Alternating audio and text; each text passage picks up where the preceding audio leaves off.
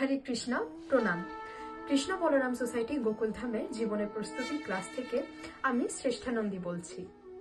শ্রী রঙ্গমের পবিত্র ধামে এক সরল ব্রাহ্মণ বাস করতেন।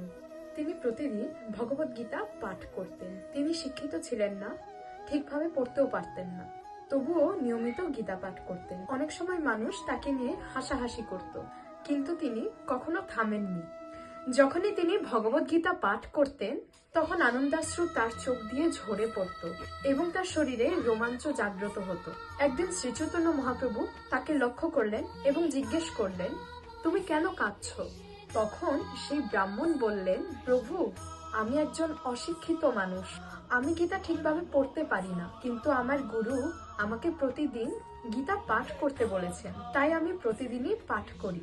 যখন আমি ভগবত গীতা খুলে বসি, আমি অর্জুনের রথচালক রূপে শ্রীকৃষ্ণকে দেখি। আমার প্রভু তার ভক্তের জন্য কতটা প্রেম দেখান, শুধু এই কথা মনে করলেই আমি আবেগে ভরে উঠি আর অজান্তে চোখ দিয়ে অশ্রু ঝরে পড়ে। তখন শ্রীকৃষ্ণ চৈতন্য মহাপ্রভু তাকে আলিঙ্গন করে বললেন, হে প্রিয় ব্রাহ্মণ, তুমি ভগবত গীতার সর্বোত্তম পাঠক।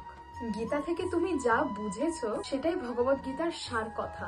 কারণ তোমার মধ্যে দুইটি গুণ আছে। প্রথমত, তুমি তোমার গুরুর প্রতি সম্পূর্ণভাবে অনুগত। দ্বিতীয়ত, তোমার শ্রীকৃষ্ণের প্রতি গভীর প্রেম রয়েছে।